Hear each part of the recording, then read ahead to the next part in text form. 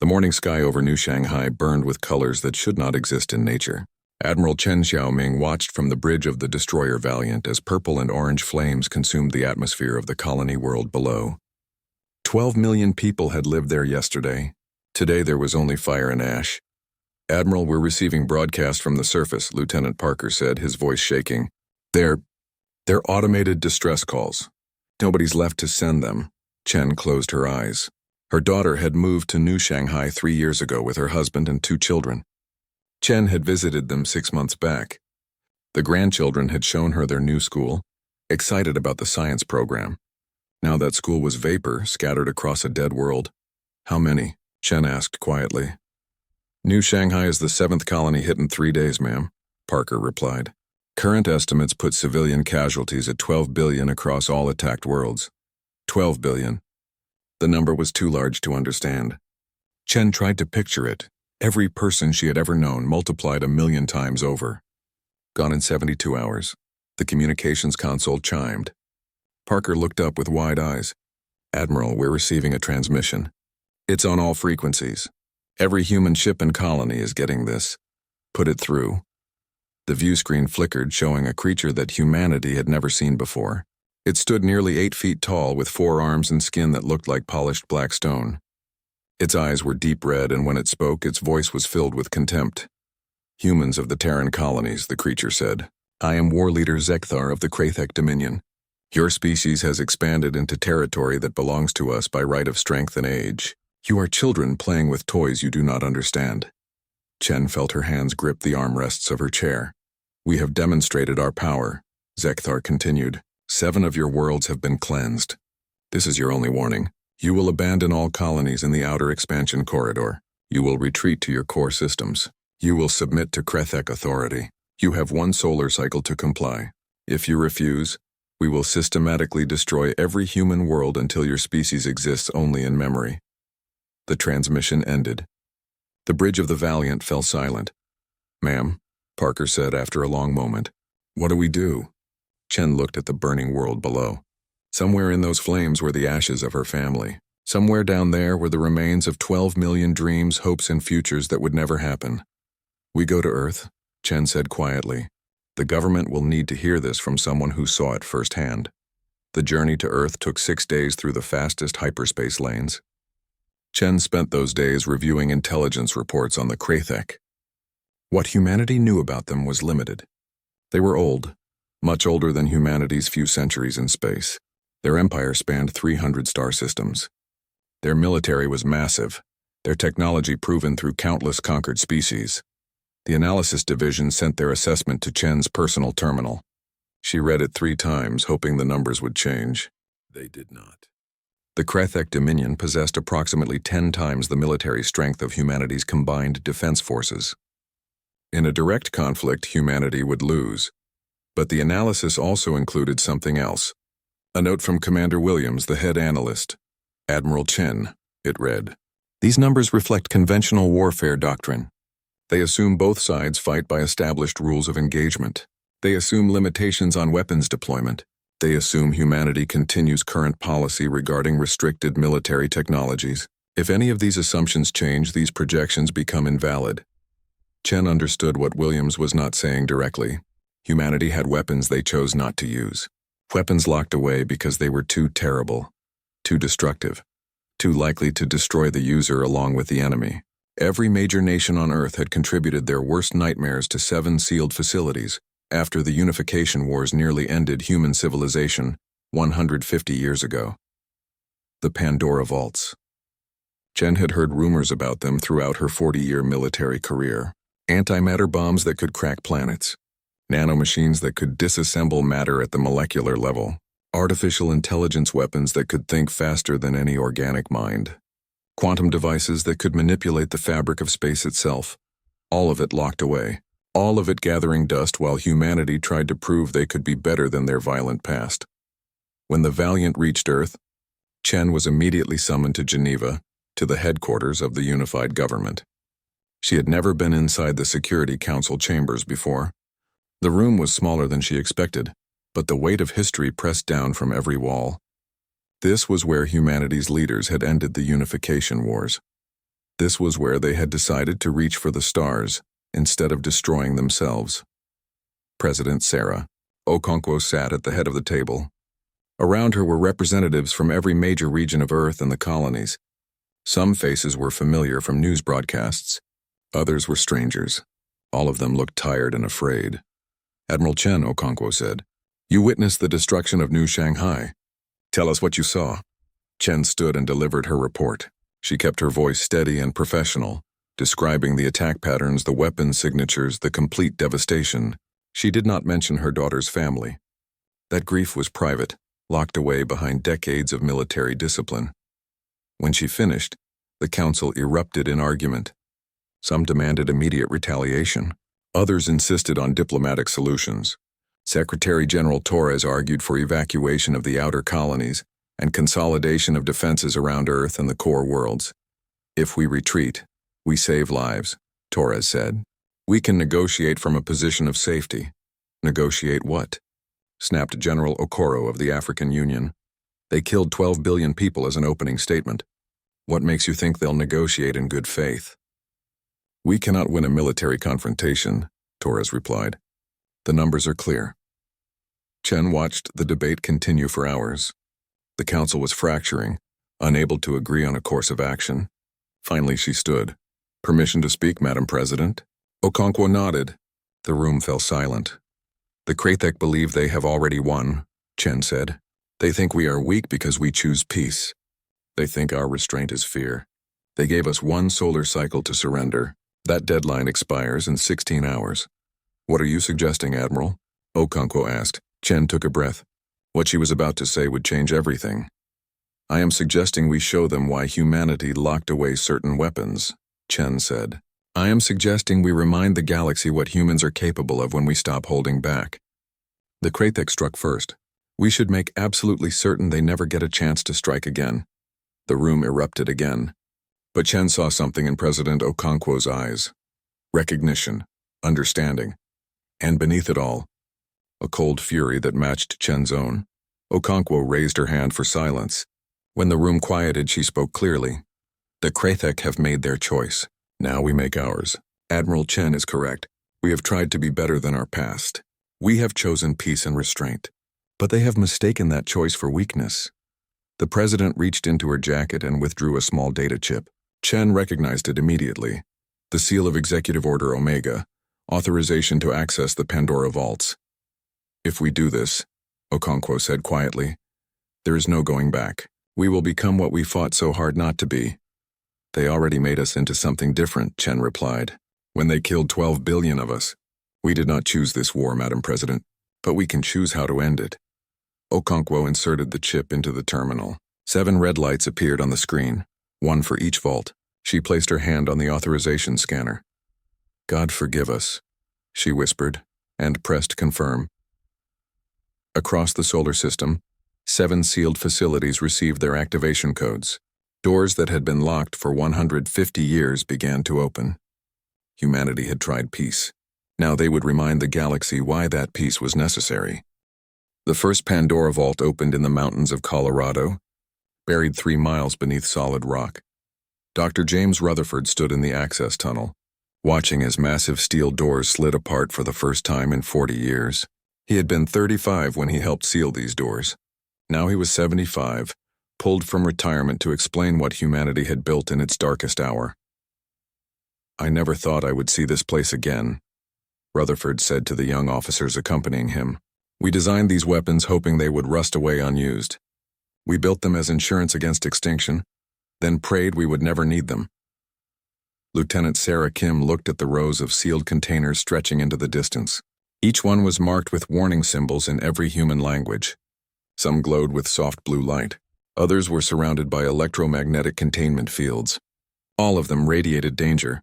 "What exactly is in here, Doctor?" Kim asked. Rutherford walked to the nearest container. Inside, through the transparent aluminum shell, Kim could see what looked like a standard torpedo casing.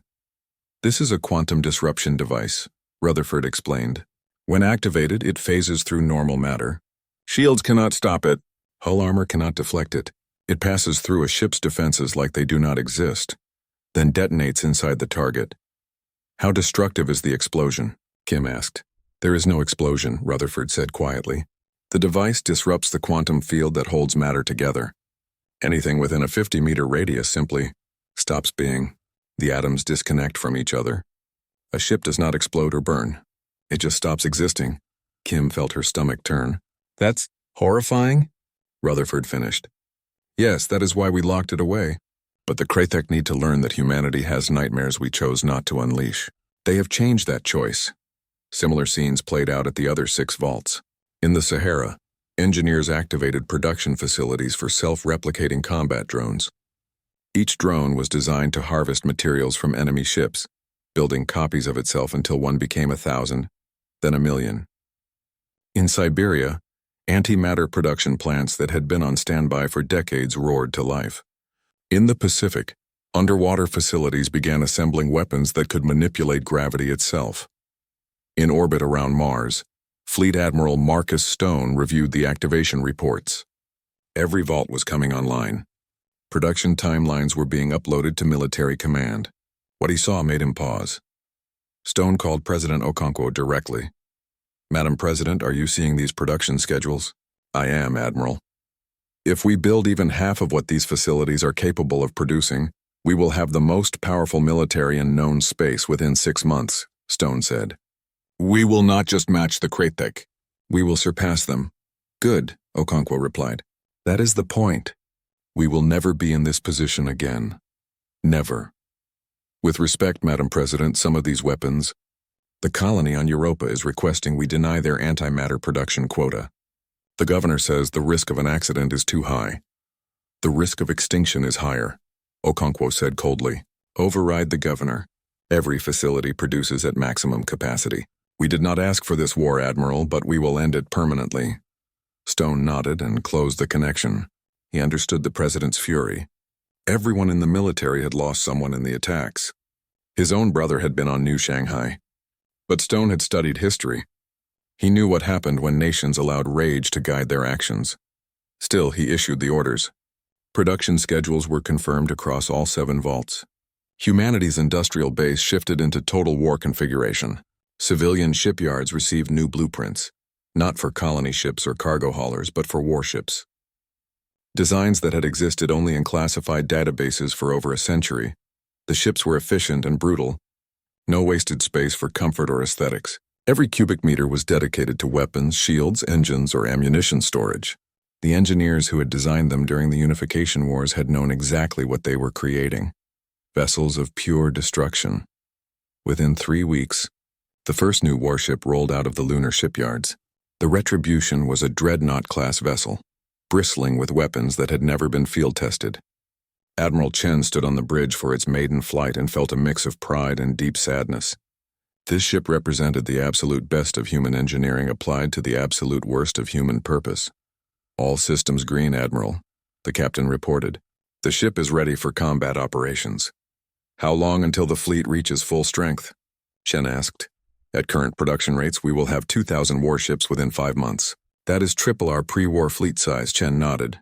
2,000 ships armed with quantum torpedoes, self-replicating drones, and antimatter missiles. The Krathek would learn what humanity was capable of when they stopped pretending to be civilized. But not everyone agreed with the decision. On Earth, protests erupted in major cities. Thousands of people marched, demanding the government seek peace rather than revenge. Chen watched the news feeds from her quarters aboard the Retribution. Do not become monsters, one protester shouted at the cameras. Do not let them turn us into what they are. There has to be another way. Chen turned off the screen. She understood their position. In an ideal universe, they would be right. But the universe was not ideal. The universe had allowed the Krathek to murder 12 billion people in 3 days. The universe needed to learn that such actions came with consequences. Dr. Rutherford visited Chen before the fleet's departure. The old scientist looked even more tired than before. I have been reading reports about the protest movements, Rutherford said. They are not wrong to be afraid, Admiral. What we have built, it could destroy us as easily as it destroys our enemies. Then we will be careful, Chen replied. Will we? Rutherford asked. I helped design these weapons, Admiral. I know what they can do. Once we start using them, once we see how effective they are, will we be able to stop? Or will we become so comfortable with annihilation that we forget why we locked these things away in the first place? Chen had no answer. The question haunted her through the following weeks as the fleet assembled. More ships arrived daily. The Vengeance, the Relentless, the Final Warning. Someone in naming command had a dark sense of humor. The Krathek, meanwhile, had taken humanity's silence as surrender. Their forces had occupied the 7 destroyed colonies and were establishing military bases. Intelligence reports showed they were preparing for the next phase of their campaign, pushing deeper into human space, confident that resistance would be minimal. They had no idea what was coming, Admiral. Chen called her senior officers together 1 month after the Pandora vaults opened. The Krathek gave us a deadline to surrender, Chen said. We did not respond. They think we are afraid. They think our silence means submission. They are wrong. She activated the holographic display showing the Krathek occupation forces in human territory. We have spent the last month building an overwhelming force. We have armed ourselves with weapons the galaxy has never seen. The question now is simple: how do we use them? General Yamamoto spoke up. We could launch a direct assault on their occupied positions. Drive them out of our territory. That is what they expect, Chen replied. They have numerical superiority in occupied space. A direct assault would cost us lives and ships we cannot afford to lose. Then what do you propose, Admiral? Asked Captain Rivera of the Vengeance. Chen smiled, but there was no warmth in it. We do not fight fair, she said. We do not engage them where they are strong. We strike where they are weak. Supply lines, industrial facilities, military shipyards. We make them afraid to leave their home systems. We show them that attacking humanity was the worst decision their civilization ever made. She pulled up a list of targets: Krathek manufacturing worlds, fuel depots, communication relays, all of them deep inside Dominion space far from the front lines. We will hit them in their heart, Chen continued, not to win territory but to break their will. Every Krathek world will learn to fear the night, wondering if human ships are coming. Every Krathek commander will question if their next order will be their last. We will not stop until they understand that there is no victory against humanity, only survival if we allow it. The senior officers absorbed this. Some looked troubled. Others looked grimly satisfied. All of them understood they were about to embark on a campaign that would either save humanity or transform it into something unrecognizable. One more thing, Chen said. We will announce our targets 24 hours before we strike. We will tell the Krathek exactly where and when we are coming, and we will destroy those targets anyway. Why give them warning? Yamamoto asked. Because I want them to try to stop us, Chen replied. I want them to scramble their defenses, deploy their best ships, prepare their strongest positions. And then I want them to fail. I want every Krathek to understand that even when they know we are coming, they cannot stop us. That is the lesson they need to learn.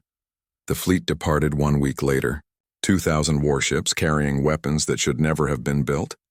They jumped to hyperspace, heading deep into Krathek territory. The war had begun with a cowardly attack on defenseless colonies. It would end with humanity teaching the galaxy a lesson it would never forget. The Krathek military fortress at Velcrim was a monument to Dominion power.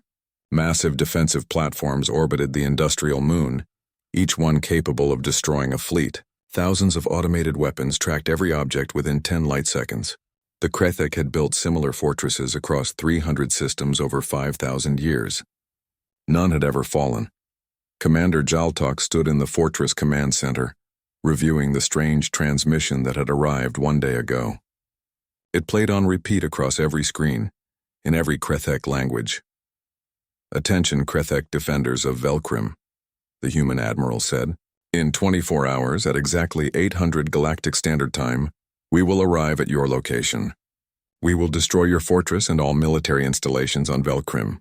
You may attempt to stop us. You will fail. Jaltok had laughed when he first heard it. The arrogance of these humans. They had been hiding in their core systems for months, silent and afraid. Now they announced an attack like children bragging before a fight. It was almost insulting, but High Command had taken the threat seriously. Reinforcements had arrived throughout the night. The defensive fleet had tripled in size. Every weapon was armed, every shield at maximum power. If the humans came, they would face a killing field that would shred their primitive vessels. What is our fleet strength? Jaltok asked his tactical officer. 317 warships, Commander, plus the fortress guns and automated defenses. If the humans bring their entire fleet, we could destroy half of it before they reach weapons range. Zhaltok nodded in satisfaction. When they arrive, target their command ships first. I want these humans to watch their leadership die before we sweep away the rest. At precisely 0800 GST, space rippled with hyperspace exits. Zhaltok watched his sensors with anticipation. This would be humanity's funeral, but what emerged made his confidence drain away. Hundreds of ships appearing in perfect formation. The human fleet did not approach cautiously. They came in fast, weapons already charged. All ships open fire. Zhaltok commanded. The Krathek fleet unleashed a barrage that would have obliterated any conventional force. Energy beams and missiles filled the space between the two fleets. Zhaltok watched the weapons approach the human ships, waiting for the satisfying explosions. The weapons passed through the human ships without effect. No impacts, no damage. The human vessels flickered slightly as the Krathek weapons phased through them, then continued their approach. What? What is happening? Zhaltok whispered. They are using some kind of quantum phase technology, the tactical officer said, voice shaking. Our weapons cannot hit them while they are phased. Then how can they fire back if they are out of phase? The answer came seconds later. The human ships launched torpedoes that maintained the phase effect until they were inside the Krathek vessels, then solidified and detonated. Zhaltok watched in horror as his ships did not explode or burn. They simply stopped being. One moment a warship was there, the next moment nothing remained except empty space. Fortress guns fire everything. Zhaltok screamed. The massive defensive platforms targeted the human fleet with weapons powerful enough to destroy planets. The beams lanced through space at light speed. They passed harmlessly through the phased human ships. The humans responded by launching small objects that Zhaltok's sensors could barely track. They were drones. Hundreds of thousands of drones, each one smaller than a fighter craft. They swarmed over the Krathek ships like insects. Zhaltok watched his tactical display with growing terror as the drones landed on the hulls of his vessels and began to disassemble them. Report. What are those things doing? They are taking apart our ships at the molecular level, the tactical officer said, and they are using the materials to build more drones. Commander, they are multiplying. For every one we destroy, 10 more are created from our own ships. The battle lasted 17 minutes. When it ended, the Krathek defensive fleet was gone. The fortress was silent, its power cores dismantled by millions of self-replicating drones. Commander Zhaltok floated in the wreckage of his command center, his emergency suit the only thing keeping him alive. The human admiral's face appeared on his suit's display. Your fortress is destroyed as promised, the admiral said. You may report to your high command that humanity keeps its word. We will broadcast our next target in 6 hours. Tell them to prepare better defenses. It will not help. Admiral Chen watched the Velkrim fortress disintegrate into clouds of drones. Around her, the bridge crew worked efficiently, already plotting coordinates for the next target. This was the 5th fortress they had destroyed in 3 weeks. Each time they gave warning. Each time the Krathek prepared. Each time it made no difference. Admiral, we are receiving a transmission from Krathek High Command, Lieutenant Parker said. They are requesting a ceasefire to discuss terms. Ignore it, Chen said. Plot the next target. Ma'am, they are asking for negotiations. Surely we should at least hear what they have to say. Chen turned to face her lieutenant. The young man had not been present when New Shanghai burned. He had not lost family in the first attacks. He still thought wars could end with handshakes and treaties. Lieutenant, when the Krathek attacked our colonies, did they offer negotiations? When they killed 12 billion civilians, did they pause to hear our terms? They gave us one chance to surrender. I am giving them none. Parker opened his mouth to argue, then closed it. Chen could see the struggle in his face. She understood. What they were doing was not heroic. It was not noble. It was efficient, brutal, and unforgiving. But it was necessary. Next target is the shipyards at Krathak Secundus, Chen announced. We will broadcast the warning in 3 hours. All ships prepare for hyperspace jump. The campaign continued across Krathak space. Humanity did not fight battles. They executed strikes. Every military installation, every supply depot, every manufacturing facility became a target. The Krathek could not defend everything, and the human weapons made their defenses meaningless anyway. After 2 months, the Krathek controlled only half their original territory. Their fleet was reduced to 30% strength. Their economy was collapsing as industrial capacity was systematically destroyed. High Command sent increasingly desperate communications. "We acknowledge our mistake," one message read. "We will pay reparations. We will return the occupied territories. Please, no more." Chen broadcast her response on all frequencies so every Krathek in the Dominion could hear. "You gave us one solar cycle to surrender everything. You attacked without warning or mercy. You burned our worlds and murdered our families. Now you ask for mercy. You will receive the same mercy you showed us." None. The word spread across the galaxy. Other species watched in shock as humanity dismantled the Krathek Dominion piece by piece. Some sent diplomatic envoys to Earth offering to mediate peace. President Okonkwo met with them personally. The Vorash ambassador was an ancient being, his species having achieved space travel when humans were still living in caves. He looked at Okonkwo with something like pity. "President Okonkwo, we understand your anger, but this path you walk, it will change your species forever. You will become what you hate." "We already changed," Okonkwo replied. "The moment the Krathek attacked, we stopped being the peaceful explorers who reached for the stars. They made us into something harder, colder, more dangerous. That transformation is complete. Now we are simply showing the galaxy what that means." "But the cost was paid by 12 billion dead civilians," Okonkwo interrupted. "Everything that happens now is simply the Krathek receiving their bill. I suggest other species take note. Humanity tried peace. We tried to be friends with the galaxy. Then someone decided we were weak enough to attack. They were wrong. Catastrophically wrong. We will make an example of the Krathek so thorough that no species will ever make that mistake again." The ambassador left without another word. The other diplomatic missions followed. The galaxy was learning a lesson that humanity had learned long ago during the Unification Wars. There are species you can negotiate with, and species you should never provoke. Humanity was firmly in the second category. 6 months after the first attack on Velkrim, Admiral Chen stood before a tactical display showing the Krathek Dominion.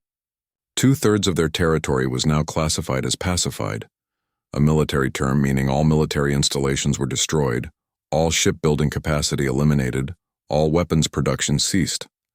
The Krathek were still sending peace offers daily. "Admiral, I need to ask you something," Captain Rivera said privately. "When do we stop?" Chen looked at the map. The Krathek core worlds were highlighted in red. Their homeworld, Krathek Prime, glowed at the center. 5 billion Krathek lived there. Most of them were civilians who had nothing to do with the decision to attack humanity. "We stop when they cannot threaten us ever again," Chen said. "That could mean different things," Rivera pressed. "We have destroyed their military. We have crippled their economy. They cannot rebuild their fleet for decades, maybe centuries. Is that not enough?" "No," Chen said simply. "As long as the Dominion exists as a political entity, as long as their military command structure remains, they could rebuild. In 100 years, maybe 200, they might try again. Our grandchildren would face the same choice we faced." Krathek Prime had never seen a foreign fleet in its skies. For 5,000 years, the homeworld of the Dominion had been the center of an empire that conquered and absorbed dozens of species. Now the people looked up and saw 2,000 human warships blocking out the stars. War leader Zekthar, who had delivered the ultimatum that started this war, stood in the high command bunker deep beneath the planet's surface. The same arrogant confidence he had shown 9 months ago was gone, replaced by something humans would recognize as terror. "How long until our reinforcements arrive?" he asked. "There are no reinforcements," his second-in-command replied. "The human fleet destroyed every military asset we had. The ships in orbit are all that remain of our defenses, and they number fewer than 100. The humans have 2,000. Zekthar stared at the tactical display. 100 ships against 2,000. And those 2,000 had weapons that made conventional defenses meaningless. The phasing technology, the self-replicating drones, the antimatter missiles. Each human ship was worth 10 of his own, maybe more. "We cannot win," he whispered. "No, war leader, we cannot." The communications console activated. Admiral Chen's face appeared on every screen in the bunker, and on every screen across Krathek Prime. 5 billion Krathek saw the human who had destroyed their empire. "People of Krathek Prime," Chen began, 9 months ago your leaders attacked the human colonies without warning or provocation. They murdered 12 billion civilians. They gave us one solar cycle to surrender or face extinction. Chen paused, letting the words sink in. On the streets of the Krathek capital city, crowds gathered around public displays. Parents held their children close. The entire planet held its breath. "We did not surrender," Chen continued. "Instead, we dismantled your empire. We destroyed your fleet. We eliminated every military installation across 200 systems. We did this to teach you a lesson. Humanity will not be victims. We will not be conquered. We will not be threatened. But unlike your leaders, we will give you a choice." Chen's expression hardened. "You have 30 days to surrender unconditionally. Your government will dissolve. Your military will be permanently disbanded. Every member of your high command will stand trial for genocide. Your worlds will be placed under Terran authority monitoring until we are satisfied you can never threaten anyone again. If you refuse, if you resist, if you do anything except complete submission, we will begin systematically destroying your cities. One every day. We will not stop until either you surrender or your species is extinct." The transmission ended. The planet erupted in chaos. In the high command bunker, Zekthar felt something he had never experienced in his military career: complete helplessness. His species had been the predators of the galaxy. Now they were prey, and the predator at their door was giving them more mercy than they had shown anyone else. "We must surrender," his second-in-command said. "Never," Zekthar roared. "The Dominion does not bow to inferior species. We will fight to the last." The explosion of disagreement from his staff cut him off. Younger officers shouted him down. One captain drew a weapon and pointed it at Zekthar. "You started this war with your arrogance," the captain said. "You will not end our species because you cannot admit you were wrong. The High Command will surrender, or I will shoot you myself and surrender without you." Zekthar looked around the bunker. Every face showed the same determination. They were done following him to extinction. But the surrender was not unanimous. Across Krathek Prime, military hardliners refused to accept defeat. On the third day, a group of them launched missiles at the human fleet from hidden silos. The missiles were conventional, outdated technology compared to the weapons humanity now possessed. Admiral Chen watched the missiles approach. They were not phased, not particularly fast, not even numerous. 160 missiles against 2,000 ships with point defense systems that could track and destroy thousands of targets per second. "Intercept and destroy," Chen ordered. The missiles vanished in clouds of debris before they got within 1,000 kilometers of the fleet. But Chen's expression remained grim. She opened a channel to Krathek Prime. "You were warned," she said simply. "The human fleet targeted a military city on the eastern continent. It housed training facilities and weapons research centers. Population 3 million. Chen gave them 6 hours to evacuate. Most made it out, but not all. When the antimatter missiles struck, the city ceased to exist in an instant. A crater 50 kilometers wide marked where it had been. The message was clear. Humanity's patience had limits. The hardliners surrendered the next day. On day 29, with 1 day remaining before the deadline, war leader Zekthar was brought before Admiral Chen aboard the flagship Retribution. He was in chains, his forearms bound, his proud bearing broken. Chen looked at him without any visible emotion. "I remember your transmission," Chen said quietly. "You called us children playing with toys we do not understand. You promised to systematically destroy our worlds. You gave us 1 solar cycle to submit to your authority." Zekthar said nothing. What could he say? His threats had been real, his confidence absolute. He had believed the Krathek were superior in every way. He had been wrong. "You took everything from us," Zekthar finally said. "Our empire, our dignity, our future. What more do you want?" Chen leaned forward. "I want you to understand something. We did not want this war. We did not want to become what we have become. You forced this upon us when you murdered 12 billion people as an opening statement. Everything that happened after was your choice, not ours. So this is revenge?" Zekthar asked. "No," Chen replied. "This is a lesson. For you and for every other species in the galaxy watching. This is what happens when you attack humanity. This is the price of your aggression. We tried peace. We tried to be explorers and friends. You decided we were weak. You were catastrophically wrong." Chen stood and walked to the viewport looking down at Krathek Prime. "Your species will survive, war leader. We are not genocidal monsters like you tried to be, but you will never threaten anyone again. You will spend the rest of your days as a cautionary tale, and every night when your people look up at the sky, They will remember the human fleet that could have destroyed them but chose mercy instead. That is more than you gave us. The formal surrender occurred the next day in orbit above Krathek Prime. The Krathek High Command was brought aboard human ships. They signed documents dissolving their government, disbanding their military, and accepting full responsibility for the war. They agreed to war crimes tribunals that would prosecute everyone involved in the decision to attack human colonies. President Okonkwo attended via hologram from Earth.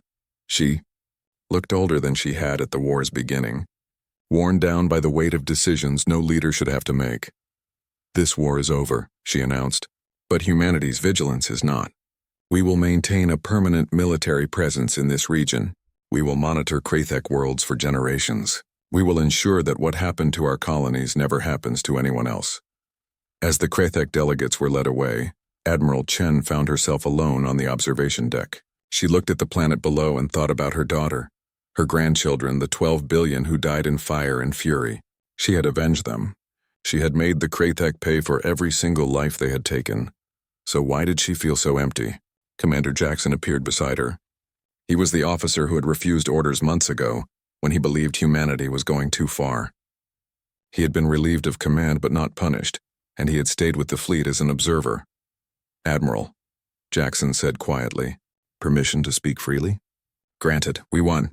We destroyed their empire, broke their military, and made them surrender unconditionally. We did everything you set out to do. But at what cost to ourselves? Chen knew what he was asking. They had opened the Pandora vaults. They had unleashed weapons that should have stayed buried. They had become efficient, brutal, and unforgiving. The peaceful exploratory species that first reached for the stars felt like a distant memory. The cost was our innocence, Chen said. We can never go back to what we were. The galaxy has seen what humans are capable of when we stop holding back. And more importantly, we have seen it. We know what we are now. And what are we? Jackson asked. Chen was quiet for a long moment, watching the defeated planet turn below them. We are the species that tried peace until someone took advantage of it. We are the species that gave the Krathek more mercy than they gave us, even as we destroyed them. We are the species that will never again be caught unprepared. Never again watch our children burn while begging for mercy that does not come. She turned to face Jackson. We are not the monsters the Krathek tried to be, but we are not innocent anymore either. We are something in between, something the galaxy has never seen before, and every species out there is trying to figure out what that means for them. Jackson nodded slowly. The question is, Admiral, what does it mean for us? Can we live with what we have become? Chen looked back at the stars, at the fleet that represented humanity's new reality.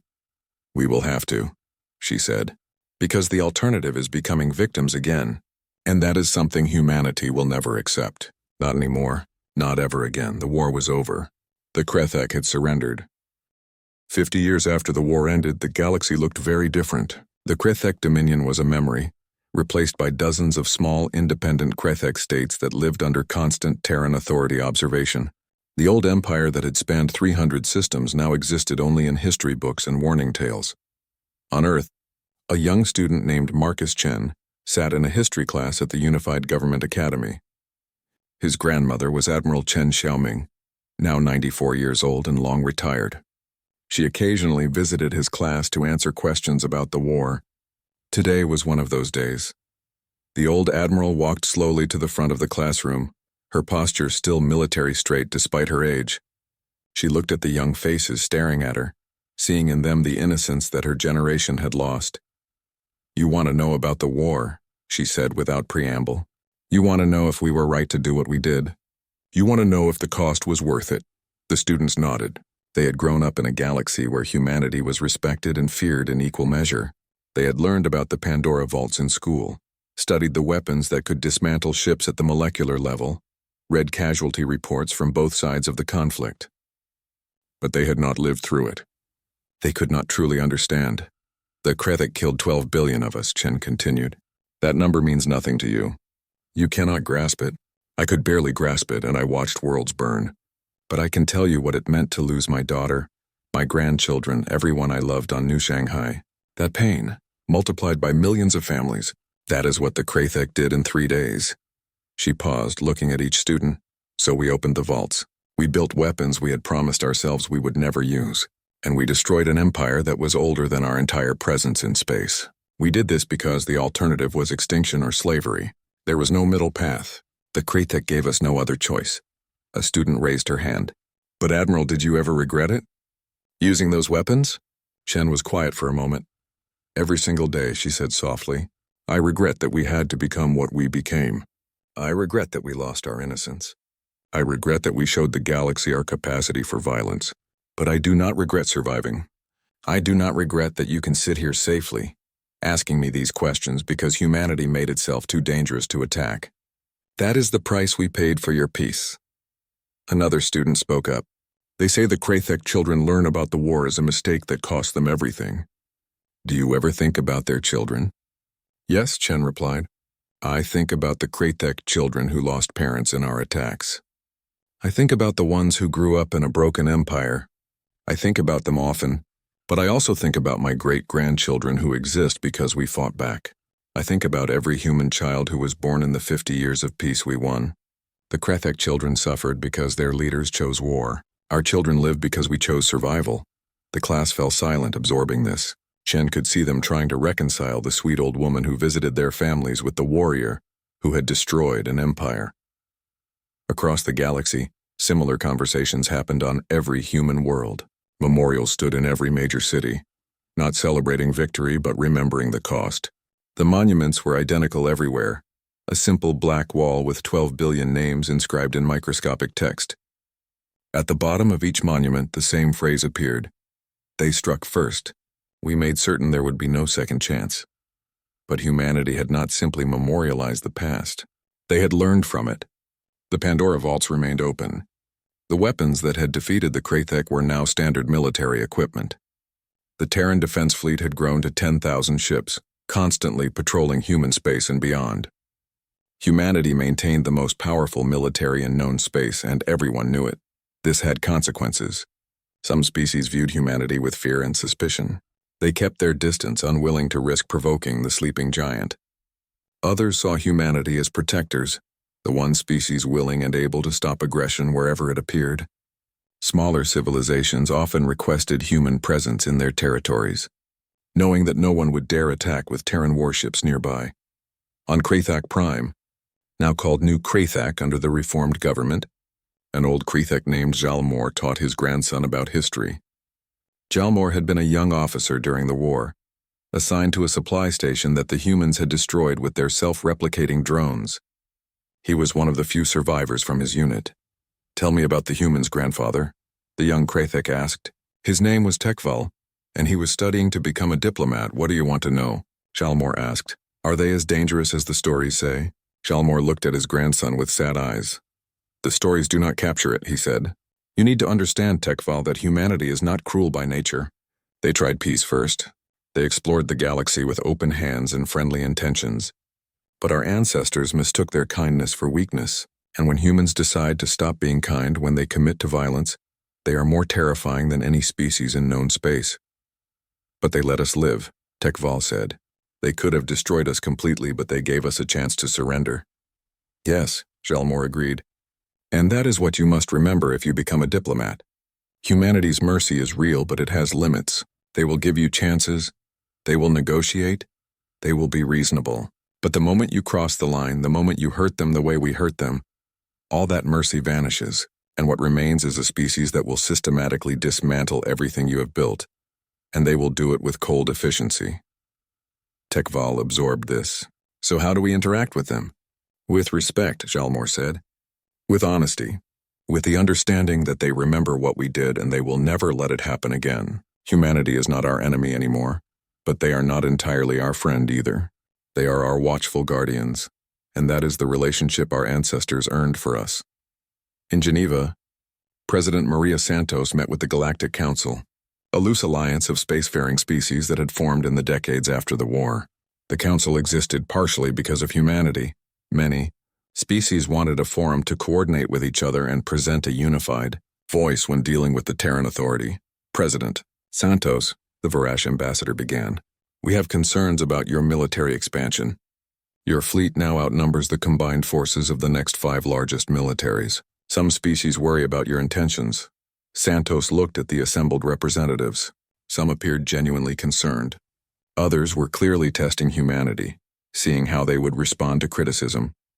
"Let me be clear," Santos said. "Humanity has no territorial ambitions.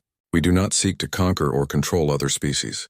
But we will never again be in a position where someone can attack us without facing overwhelming consequences. Our military strength is not a threat to peaceful species. It is a promise to ourselves that what happened 50 years ago will never happen again." "But surely some reduction is possible," the ambassador pressed. "As a gesture of goodwill?" Santos shook her head. "No. The Krethek attacked us because they thought we were weak. We have made certain no one will make that calculation again. Every species in this council benefits from the peace we enforce. Pirates avoid regions with Terran patrols. Aggressive empires think twice before starting wars. The strong military you fear is the same force that keeps this entire region stable." The ambassador sat back, clearly dissatisfied but unable to argue the point. It was true. The galaxy was more peaceful than it had been in recorded history, partially because humanity had demonstrated what happened to aggressors. After the meeting, Santos returned to her office and found Admiral Kenji Tanaka waiting for her.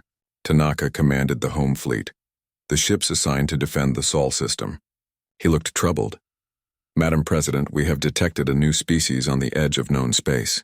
They appear to be in the early stages of faster-than-light travel. Our scout ships have been monitoring them." "And?" Santos asked. "Their military has noticed our scouts. They are debating whether to make contact or to launch a preemptive strike against what they perceive as a potential threat." Santos felt a chill. How many times would this cycle repeat? How many species would make the same mistake the Krethek had made? "Send Jalmor," she said finally. "The Krethek diplomat?" "Yes, he lived through the war. He can explain to this new species what happens when you choose violence over peace. Sometimes the best warning comes from someone who paid the price for ignoring it." 2 weeks later, Jalmor stood before the military command of the Zeltani Confederation, a young species that had just developed hyperspace travel. He looked at their confident faces, their military pride, their certainty that they could handle any threat. He had worn the same expression once.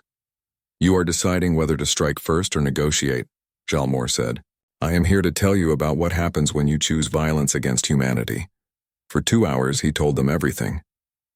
The initial attack on human colonies, the certainty of the Krethek leadership that humanity would surrender, the opening of the Pandora vaults, the systematic destruction of a 300-system empire, the unconditional surrender, the 50 years of monitoring and oversight that followed.